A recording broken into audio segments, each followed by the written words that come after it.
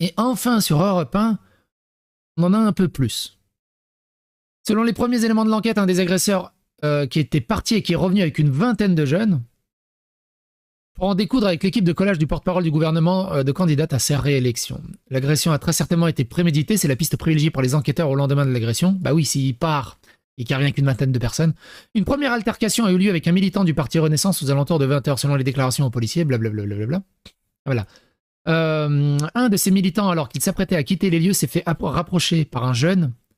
Ce dernier, en arrachant une affiche, a lancé à plusieurs filles qui l'accompagnaient sur le Coran, appelle tout le monde.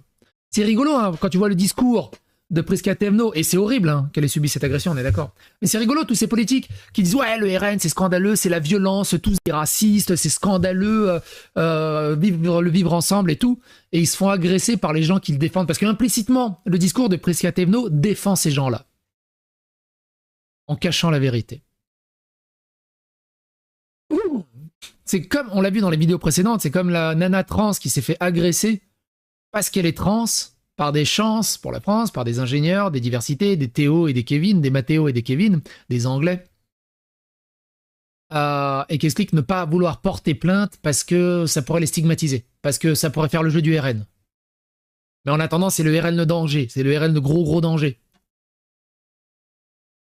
Voilà le monde qu'ils défendent. C'est-à-dire que si tu te fais agresser par un musulman, par un arabe, par un délinquant, par une racaille, et qu'il est racisé, il a un passe-droit, il a une impunité totale. Par contre, toi, tu dis bonjour de travers, c'est Armageddon. Là, t'as tout le truc judiciaire, t'as des cagnottes, t'as tout, faut te dégager de la société, t'es un énorme danger. Jusqu'à quand une hypocrisie pareille va durer au final? Après, on s'étonne de la montée du RN et la montée des extrêmes.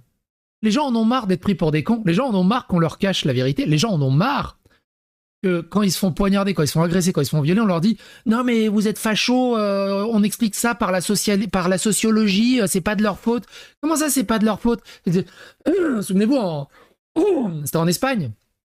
Un gitan a violé une gamine de 12 ans. Sa peine a été réduite, voire même acquittée, je crois. Il a esquivé la prison de pas beaucoup.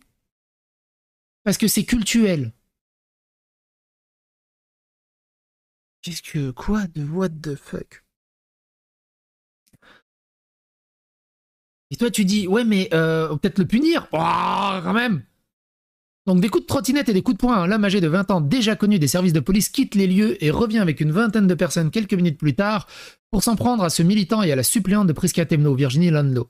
Les derniers reçoivent alors des coups de trottinette et plusieurs coups de poing. Grâce au visionnage des images de la scène filmées par Prisca Thévenot, il n'a pas été touché pour le coup. Des policiers habitués des quartiers reconnaissent formellement l'auteur des coups de poing et de trottinette. Parce qu'ils le connaissent, évidemment qu'ils le connaissent.